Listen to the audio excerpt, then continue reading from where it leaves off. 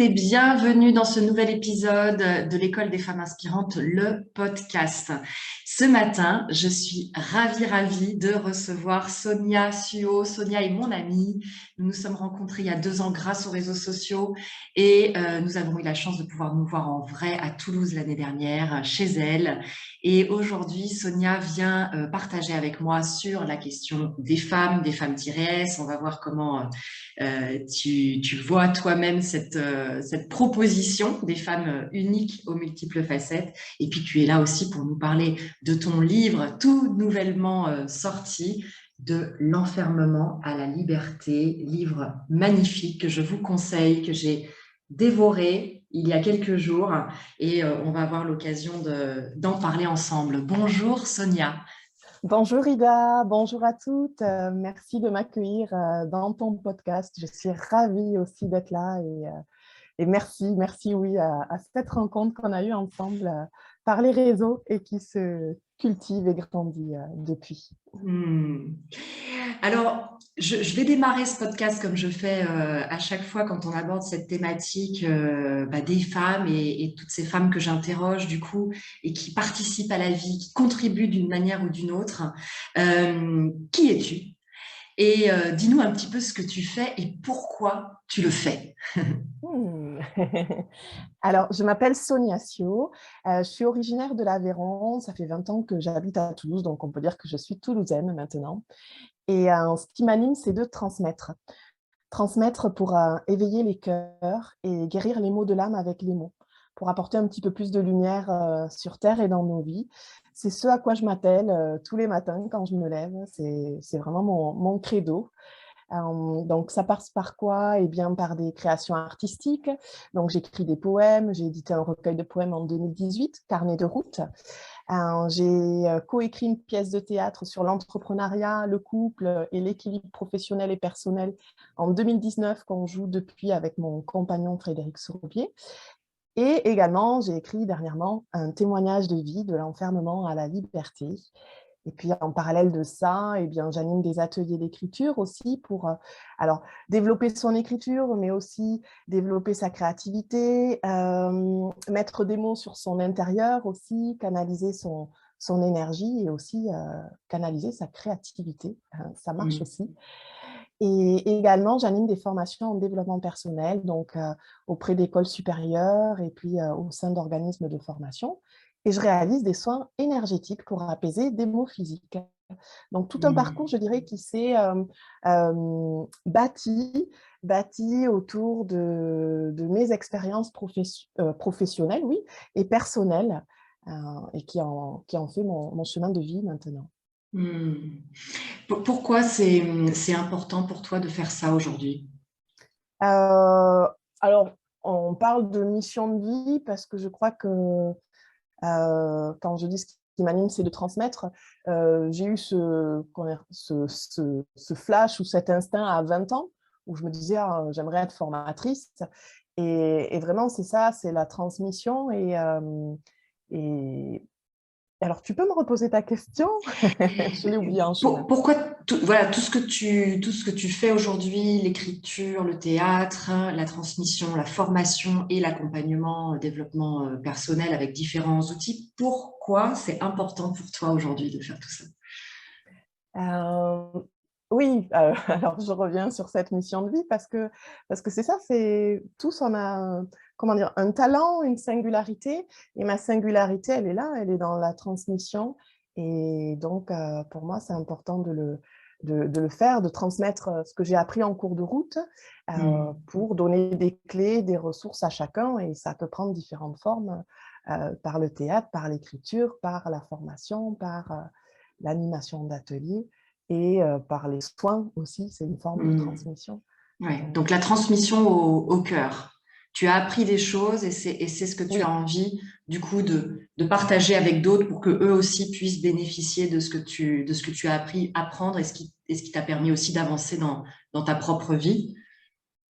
oui. Et après, alors ça reste ma vérité, mais je suis convaincue que dès lors où on apprend des choses dans la vie, alors savoir et expérience, eh bien, une fois qu'on apprend ces choses-là et qu'on les comprend, c'est-à-dire qu'on prend toutes les facettes de cette expérience et du coup qu'on la dépasse, eh bien, elle ne doit plus rester pour nous, mais on se doit de la mettre au service du monde et de la partager pour que ça serve à d'autres, en fait. Ouais, ça me touche beaucoup ce que tu dis, parce que je me rappelle être sortie d'une formation un jour, et tu sais, il y a souvent des tours de table pour dire qu'est-ce que vous retenez de cette formation, etc. Et il y avait une des personnes qui avait dit, je retiens et je m'engage à ne plus jamais apprendre quelque chose sans le redonner à d'autres. Par la suite, tellement il avait eu des prises de conscience pendant cette journée-là. Moi, j'étais aussi élève ce jour-là. Et tellement, c'est vrai, ça avait été extrêmement riche. Et donc, voilà, il s'était levé, il s'était engagé devant toute la salle à dire, avec tout ce que j'ai appris aujourd'hui, comment ça va changer ma vision du monde et ma vie, parce que je vais mettre en place des choses différentes à partir de demain matin. Eh bien, je m'engage devant vous tous à ne plus jamais apprendre quelque chose sans le repartager avec d'autres. Donc, C'est voilà, beau. c'est aussi ce que tu témoignes là, j'ai l'impression. Et tu as dit aussi comprendre, prendre toutes les facettes, prendre avec toutes les facettes. Hein. Oui, oui. C'est vrai que parfois revenir à l'étymologie des mots, c'est vraiment comprendre là aussi le sens de ce que ça veut dire, quoi. Voilà, si je comprends, c'est que je sais prendre avec tout ce que ça implique. Oui. Voilà, ouais. Ouais. Bon, euh, j'ai envie de t'emmener sur le sujet des femmes. Femme-S, donc moi j'ai fait cette proposition-là parce que j'ai écrit mon livre, le mien s'appelle Femme-S libre, la liberté de vivre toutes ses facettes.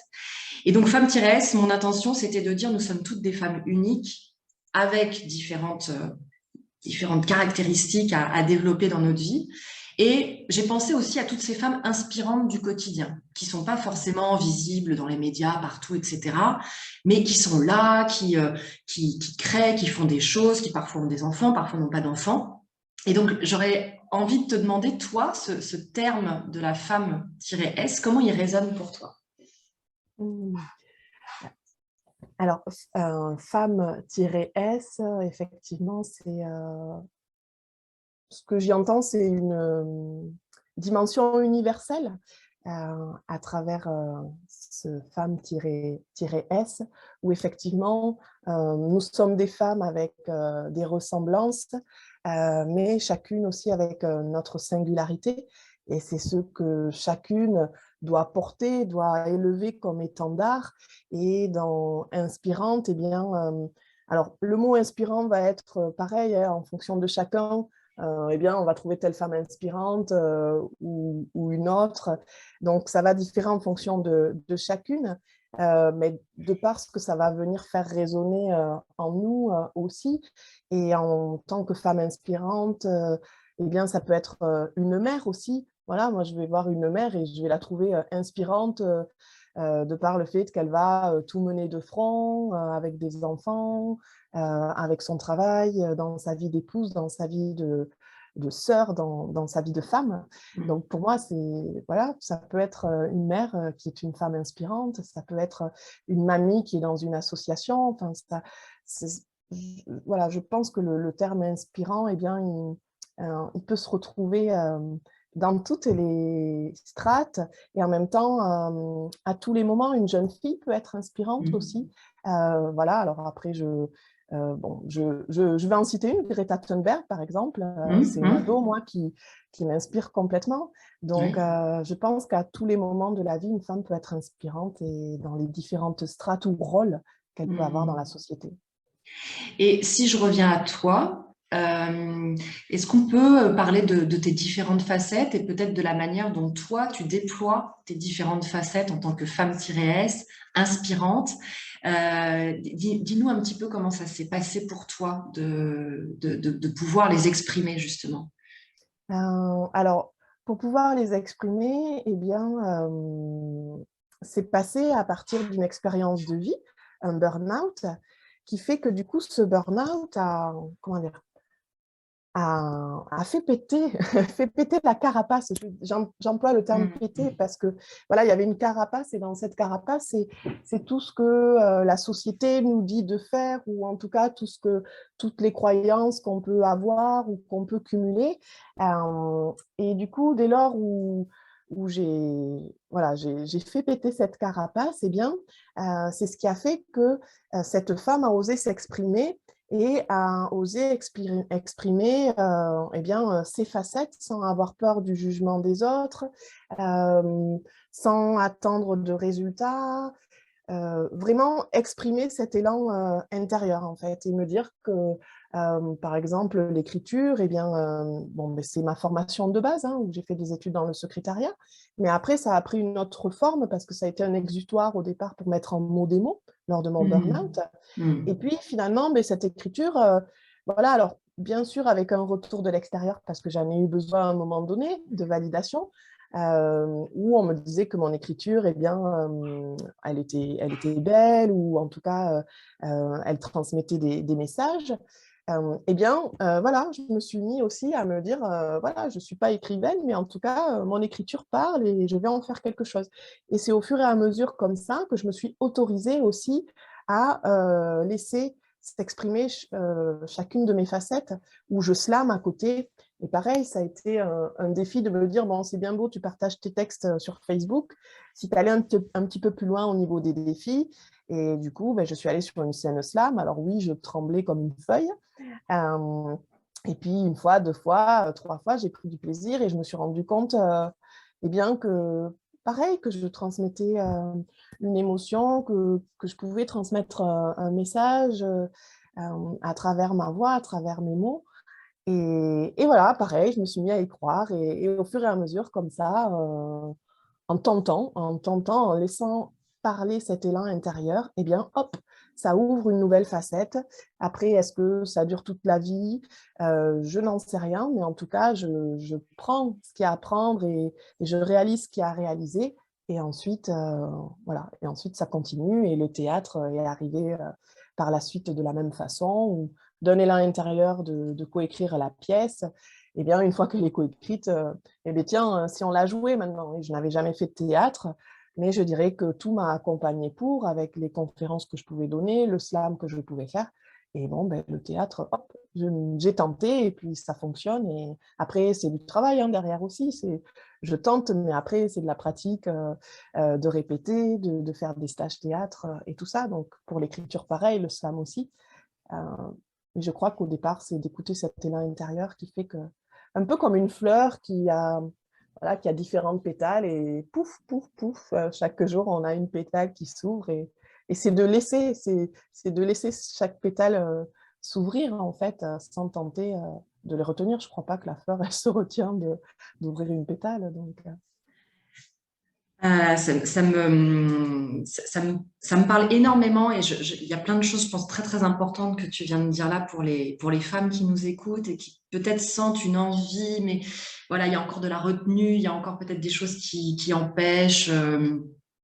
Si je fais ça, oh là là, qu'est-ce qui va se passer? Enfin voilà, plein de choses. Mais là, tu viens de dire des choses très, très importantes, il me semble.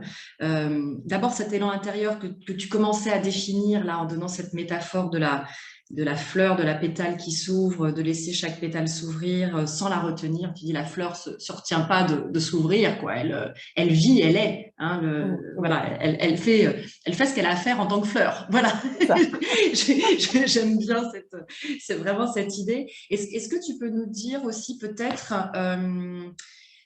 pour que les femmes puissent aussi peut-être reconnaître cet élan intérieur, est-ce que tu aurais peut-être des signaux qui se passent peut-être dans le corps, dans les pensées? Est-ce que tu saurais nous donner quelques indices de cet élan intérieur? Parce que c'est vrai que Oui. quand on dit à des personnes qui n'ont pas encore complètement touché ça du doigt, écoutez votre élan intérieur, voilà, on peut se dire, mais oui, mais c'est quoi? Oui, oui. Alors, je vais tenter de le décrire. Cet élan intérieur, alors c'est un peu comme quand on a cette sensation d'être amoureux ou on a des papillons dans le ventre ou en tout cas quelque chose qui vient nous chercher vraiment. où à l'intérieur de nous, c'est comme si, voilà, il y a quelqu'un qui trépigne des pieds et à l'intérieur où c'est la Mm, joie. Il y a mm, une espèce de joie, quelque chose qu'on ne maîtrise pas en fait et qu'on laisse aller. Donc, par exemple, voilà, un autre élan intérieur, donc ça devrait te parler. Il y a un jour de ça, eh bien, voilà, j'avais eu une idée qui était venue il y a quelque temps. Et puis, en fait, j'étais en train d'écrire le message à quelqu'un. Et là, c'est comme si, quand il y a cet élan intérieur qui arrive, c'est comme si il y a tout qui s'arrête, l'espace d'une seconde. Et il y a quelque chose qui émerge du fond, en fait. Il y a quelque chose comment dire, voilà, quand je disais la fleur, on ne peut pas la retenir mm, mm. de développer sa pétale. Et bien là, c'est pareil. Quand cet élan intérieur arrive, c'est comme s'il y a tout qui s'arrête. Et là, il y a quelque chose qui pousse pour sortir. Ouais. Et ce quelque chose qui pousse, eh bien, voilà, ça se ressent. Il y a peut-être un mot qui peut arriver. Ça se ressent voilà, par ces papillons ou le fait que tout s'arrête le temps d'une seconde. Et, et c'est ce moment-là, c'est Ouais. cette parenthèse-là, en fait, voilà, pour tenter de le définir. Je pense que ça nous invite à reconnecter en effet avec le qu'est-ce que je suis en train de ressentir. Et Oui, peut-être que dans notre société où tout va très vite, où on est beaucoup dans l'action, beaucoup dans la recherche de résultats, on a perdu un peu cette reconnexion à qu'est-ce que je ressens en ce moment. oui, Et dans ce que tu décris là, donc oui, en effet, c'est des choses qu'on a pu vivre quand on est amoureux, peut-être les papillons dans le ventre, etc. Moi, je vois aussi quelque chose de l'ordre d'un seul coup d'être envahi par quelque chose de paisible, comme si, ah oui, tiens, c'est ça, c'est à cet endroit-là, comme s'il y avait une ouverture peut-être oui, du corps, une détente du corps.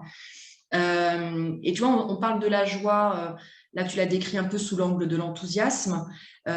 Parfois, dans les ateliers que j'anime, j'invite aussi les personnes à ressentir la joie simplement dans quelque chose qui est calme, qui est, ah oui, c'est ça, en fait, c'est juste à cet endroit-là que ça se passe.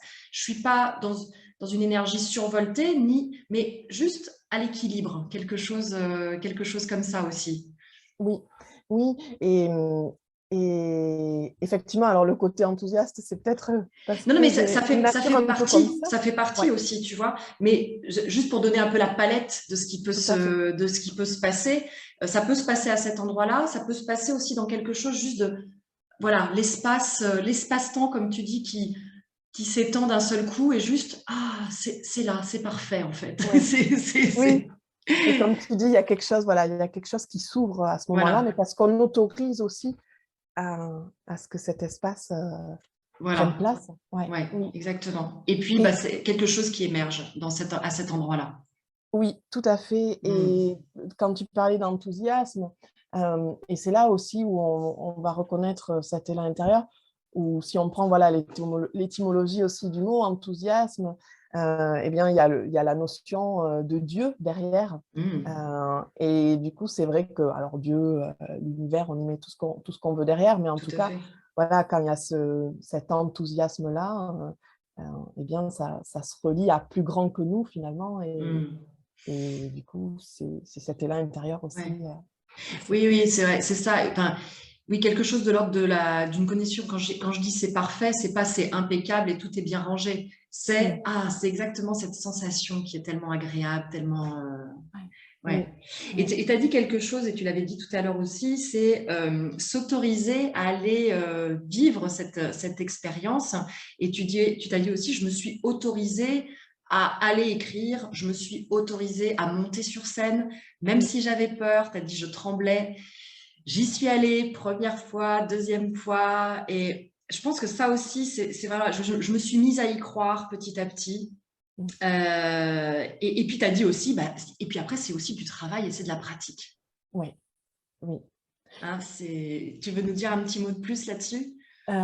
Oui, dans le autorisé, c'est ça, c'est que, alors je l'entends encore dans les ateliers d'écriture, où oui, mais je suis pas un écrivain, où il y a toujours, où on se compare toujours finalement, et si juste on s'autorisait à être et à faire sans. sans de suite se mettre une limite ou sans de suite se juger, quoi. Et je trouve que c'est important de s'autoriser. Et ensuite, oui, je crois que c'est vraiment cette notion-là. Mm. Oui, de s'autoriser et puis ensuite de travailler, comme tu as dit. C'est-à-dire qu'ensuite, moi, je fais toujours le parallèle en me disant, c'est vrai qu'en tant qu'adulte, quand on est dans l'apprentissage de quelque chose ou quand on ose quelque chose de nouveau, on se met peut-être plus de barrières que quand on est enfant, par exemple. Parce que on trimballe peut-être l'expérience, des déceptions, les choses comme ça. Et je me disais, c'est vrai que si enfant, par exemple, quand on se met à apprendre à lire, on se posait autant de questions que quand adulte, on se dit, tiens, j'aurais envie de me lancer dans ce projet-là, j'aurais envie d'écrire, de commencer le théâtre, etc. Mais on serait en grande difficulté, en fait, pour les apprentissages primaires. Alors qu'en fait, qu'est-ce qu'on a fait quand on était enfant de l'apprentissage de tout, hein, d'apprendre à manger, d'apprendre à marcher, d'apprendre à lire, d'apprendre à compter. Simplement, on a fait. Oui. Voilà, on s'est mis devant notre cahier et puis A et B, ça fait ab et dans l'autre sens, ça fait bas. OK, bon, ensuite, j'associe les lettres, je m'entraîne et puis un enfant, en fonction de l'enfant, ça met entre 3 mois, 6 mois, 1 an, pour certains même 1 an et demi, à vraiment fluidifier sa lecture. Et puis une fois que j'ai fluidifié ma lecture, il faut que je comprenne un paragraphe. Donc ça peut mettre encore un petit peu plus de temps. Et puis après, je complexifie ce que je suis en train de lire. On ne lit pas tout de suite du Proust ou du Sartre. Et je trouve que voilà, on ne pense plus à qui on a été dans notre virginité d'apprentissage ou simplement on l'a fait, on s'y est mis. On s'y est mis et puis du coup après on a acquis un certain nombre de choses qui nous permettent d'aller aussi vers des choses plus complexes par la suite.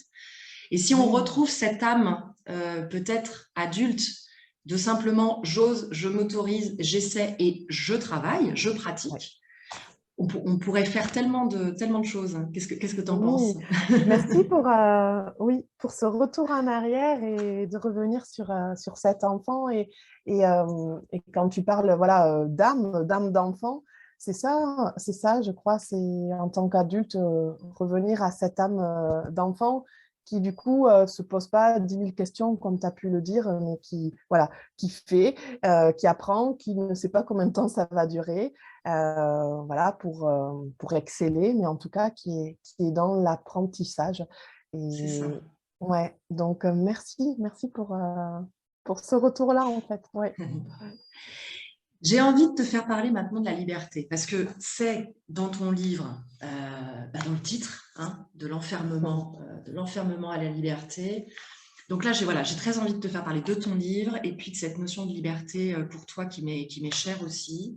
Qu'est-ce que tu as envie de nous dire sur cette notion si importante et si complexe? Pardon pour l'alarme. Alors, par quoi on commence? Le livre, peut-être? Oui, peut-être, voilà. Toi, tu as Ouais, choisi de le mettre dans le titre de ton livre. oui. Voilà. Qu'est-ce que tu as envie de nous dire là-dessus? Oui, alors, en fait, donc, c'est un témoignage de vie que je partage, où je vous ai parlé de burn-out tout à l'heure. Eh bien, c'est ce cheminement de ce burn-out qui m'a amené jusqu'en psychiatrie et qui, après, dans cette reconstruction, finalement, eh bien, c'était pas forcément une pathologie, mais plus que je me suis éveillée à ma spiritualité. Et dans ce chemin de reconstruction, eh bien, je suis allée voir mes ombres, et c'est ce qui fait que quand je parle de l'enfermement à la liberté, alors oui, ça a été un enfermement au sens premier du terme, où voilà, je suis allée dans un hôpital psychiatrique, mais c'est aussi comment de l'ombre je passe à la lumière et comment dans des croyances dans lesquelles je m'étais enfermée aussi, je suis arrivée jusque-là, je suis arrivée jusqu'à ce burn-out et la psychiatrie, et comment ensuite je transforme ce passage, comment je le mets en lumière. Et du coup, pour le mettre en lumière, eh bien, c'est d'aller voir ces zones d'ombre, toutes ces croyances, toutes ces blessures que j'avais camouflées, que j'avais mises de côté parce que j'avais toujours entendu sois forte et ne montre rien. Alors, entendu, mais dans l'éducation, mais dans la société, dans les expériences de vie que j'ai pu avoir. Et puis aussi, voilà, fait plaisir, par exemple. Et donc, à force de ne pas s'écouter et de vraiment répondre à toutes ces croyances et à les nourrir, eh bien, on s'enferme. On s'enferme et on se déconnecte de soi, des autres et du monde jusqu'à en arriver à une explosion finalement. Et, euh, et à ce moment-là, du coup, ça a été un tremplin pour moi de prendre le temps d'aller voir ses croyances, ses freins, ses blessures de l'enfance, des expériences de vie, des deuils non faits, et du coup voilà, d'accepter d'aller les voir, de, de mettre mes mains dans l'agadou, hein, pour parler poliment. Et puis du coup, tiens, voilà, maintenant que je les vois, je les mets en lumière, je les mets à jour. Et du coup, qu'est-ce que j'en fais? Et donc du coup, en les mettant en lumière et à jour, eh bien, quelque part, on les reconnaît. On les reconnaît comme partie de nous. Alors oui, c'est une ombre, mais le fait de les reconnaître et de dire, eh bien, ça fait partie de moi, euh, quelque part, on y apporte de la lumière. Et c'est comme ça, au fur et à mesure, on parlait de facettes tout à l'heure, eh bien que ça va nous permettre aussi de révéler toutes nos facettes et donc de mettre plus de lumière ou en tout cas voilà, dans ces ombres-là, hop, d'y mettre plus de la lumière. Donc de l'enfermement à la liberté, finalement, lorsqu'on on s'attache à l'être, eh bien de l'enfermement à la liberté, il n'y a qu'un pas qui sépare les deux. Mais faut-il prendre en compte cet être dans toutes ses dimensions et autant dans ses ombres que sa lumière. Tu dis de l'enfermement à la liberté, il n'y a qu'un pas, et tu as parlé du passage. Est-ce que tu peux nous dire justement ce pas qui est sage et qui nous fait faire ce passage? Voilà, je te laisse en parler parce que voilà, c'est toi qui a mis en place ce concept. Est-ce que tu peux nous en dire plus? Voilà, de l'enfermement à la liberté, il n'y a qu'un pas. Oui, il n'y a qu'un pas où c'est un passage, un pas qui est sage. Donc ça, c'est la langue des oiseaux, hein. Où il n'y a qu'un pas, c'est-à-dire que quand on accepte de se regarder, quand on accepte de reconnaître ses ombres, ses faiblesses, là où on a mal, quand on accepte de mettre son ego de côté, eh bien pour aller se regarder, se confronter à soi, eh bien c'est un pas que l'on fait qui est sage. Et euh, du coup, ce moment-là, même si on a l'impression qu'il peut durer, qu'il est long, d'aller se confronter à soi, eh bien, ça reste un pas qui est sage parce que ça va nous amener sur euh, un terrain nouveau, une nouvelle page, une nouvelle vie, ou en tout cas un pan de vie plus éclairé. On parlait de lumière tout à l'heure, mais un pan de vie plus éclairé, c'est-à-dire où on sera en conscience avec nous-mêmes, conscient de nos choix, conscient de qui on est. Et donc, ce passage, c'est une transition d'un état à un autre. C'est ça. Et c'est ça. Et c'est en même temps une transition et en même temps un passage, donc voilà, un chemin Oui. qu'on peut prendre et sur lequel on découvre un certain nombre de choses. Je voudrais revenir à ce que tu disais sur les croyances qui t'animaient avant le burn-out, sois forte, fais plaisir. Alors, moi, il y en a d'autres qui me viennent, qui ont été les miennes, mais je l'ai dit parce que peut-être que ça peut résonner pour celles qui nous écoutent et venir dire, ah oui, moi, c'est ça. Moi, c'était, je peux pas, la vie est ainsi, il faut, voilà, j'ai pas le choix ou des choses comme ça. Et je trouve qu'il y a quelque chose de paradoxal, puisque tu disais ne pas s'écouter, c'est aussi s'enfermer finalement dans ces représentations-là. Et il me semble que paradoxalement, ça ne dit pas son nom de l'enfermement parce que c'est en même temps, à un moment donné de l'existence, ce qui permet d'être en société. Puisque ce que tu décris dans le premier chapitre de ton livre, c'est que avant d'avoir cet épisode de vie très fort où tu tombes dans le burn-out, tu es dans la vie de la société telle qu'on la connaît. C'est-à-dire que tu travailles, tu as un poste à responsabilité, ça fonctionne, tu gagnes de l'argent, tu as des amis, tu sors, tu fais plein de choses, etc. Donc, cet enfermement dans nos croyances ne dit pas son nom parce que ça paraît tout à fait adapté à ce dont on a besoin pour vivre sa vie dans notre société occidentale. Mm. Est-ce que tu veux peut-être aller un petit peu plus loin sur cette espèce de paradoxe qui nécessite du coup de s'écouter encore plus parce que ça ne dit pas son nom, cet enfermement ne dit pas son nom en fait. Oui, et justement dans cette vie que tu décris que j'ai eue juste avant mon burn-out, eh bien voilà, pour répondre à une norme, pour rentrer dans cette société, pour être accepté, eh bien c'est voilà, c'est ce travail, c'est ces amis, c'est cette vie. Et finalement, c'est le mot paraître. L'enfermement, il est dans le mot paraître, P-A-R-A-I-T-R-E. Sauf qu'après, lorsqu'on le découpe, eh bien, on peut entendre par être, P-A-R, on peut y mettre une apostrophe, j'aime bien jouer avec les mots, et être, E-T-R-E. Et du coup, c'est de se paraître pour répondre à une norme, pour être aimé, pour être accepté, enfin, on peut y mettre tout ce qu'on veut derrière, c'est hop, se paraître, eh bien, ce masque, hein, on le laisse tomber et on passe au par-être, par l'être, voilà, l'être soi, répondre à soi, à ses besoins. Ouais. Et je crois que c'est aussi ça, paraître, pour répondre à la société, c'est, voilà, on peut s'enfermer dans quelque chose. Et ensuite, cette liberté, c'est comment je reviens à moi et à l'être que je suis et que j'ai été au départ quand je suis née, finalement. On parlait de cet enfant qui ne se pose pas de questions et qui réalise. Bien sûr.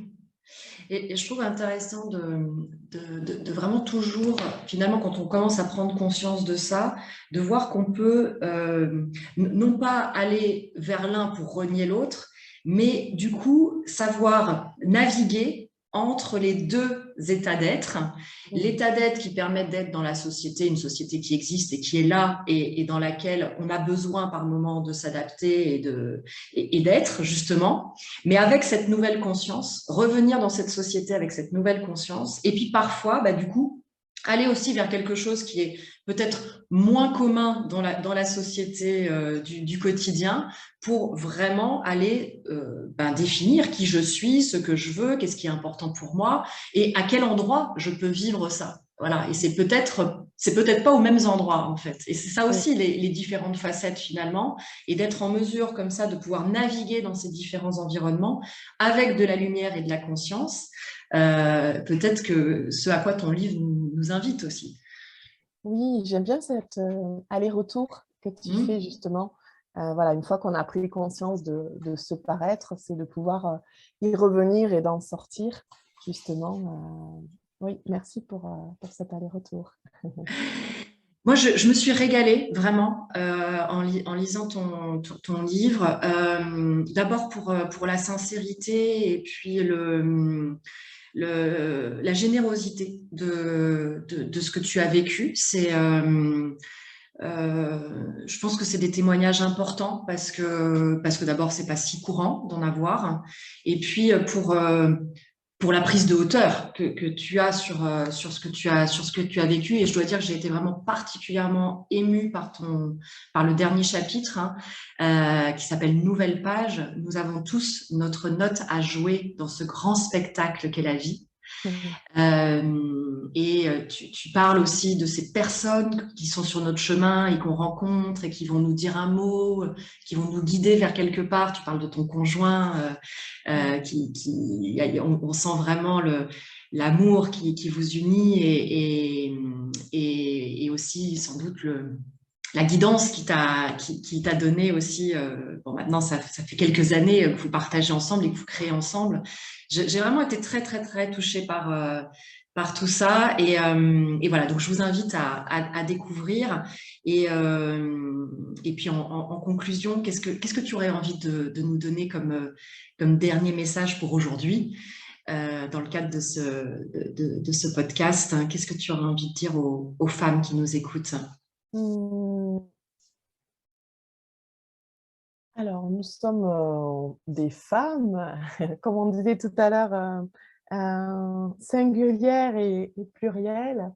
Et en fait, aujourd'hui, dans cette période justement, hein, où c'est en mouvement, où on est dans l'adaptation permanente et voilà, où on doit pas recréer, mais en tout cas s'adapter en permanence, eh bien, je crois que c'est encore plus dans cette période où la femme peut encore plus prendre sa place.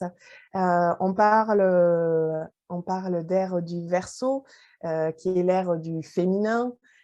Eh bien, voilà, c'est notre ère où pour justement, on parle d'aller vers un nouveau monde ou un monde meilleur, où peut-être on sera plus à l'écoute du vivant qui nous entoure, à l'écoute de nous-mêmes. Eh bien, c'est ce côté féminin qui va l'apporter. Et donc, c'est pour ça que c'est important à chacune de nous de prendre notre place, parce qu'on a toute une singularité, une unicité, et du coup, c'est de la révéler pour justement la mettre au monde et apporter au monde. Et c'est comme ça qu'on arrivera à ce monde meilleur et à ce nouveau monde. On entend parler de féminin sacré, et alors féminin sacré ou masculin sacré, enfin, comment dire, dans l'idée, c'est ça où on est une femme, on a deux polarités en nous, une polarité féminine, le yin, donc qui est dans l'écoute, qui est ce lien avec la nature, ce lien avec les autres, cette sensibilité, cette fonction de réceptacle peut-être, cette créativité. Et puis on a la polarité yang qui est le masculin, donc là où on est dans l'action, la protection, on prend des décisions, protection de soi, des autres. Donc, c'est harmoniser ces deux polarités-là, où de par les expériences de vie, eh bien, il y a peut-être une polarité qui est plus en avant que l'autre. Et du coup, c'est en harmonisant ces deux, eh bien, qu'on va arriver à une harmonie intérieure et qui va faire que du coup, ça va avoir un reflet sur l'extérieur et qui va amener aussi donc, à une harmonie à l'extérieur. Donc, plus de paix dans le monde si on va par là. Donc, voilà, c'est s'autoriser en tant que femme, c'est notre ère. Et donc, dans cette ère, eh bien, voilà, prenons notre place et révélons toutes nos facettes, hein. C'est aussi ta punchline. Et, et, et c'est ainsi. Ouais. Oui, prenez votre place, euh, osez et être à l'écoute. Tu parles ouais, voilà, de ces gens, de ces anges qui sont au coin des rues et d'être attentif peut-être à ces mots, à ces propositions et de voir après ce qu'on a envie d'en faire dans son autonomie, dans sa liberté et dans sa responsabilité. Merci beaucoup Sonia pour cette invitation et cette proposition à être. Oui. Merci Voilà. Lisa pour cette Merci, invitation également. merci beaucoup. Je vous dis à toutes à très bientôt pour un nouvel épisode. Et en attendant, en effet, prenez soin de vous et révélez toutes vos facettes. À très vite.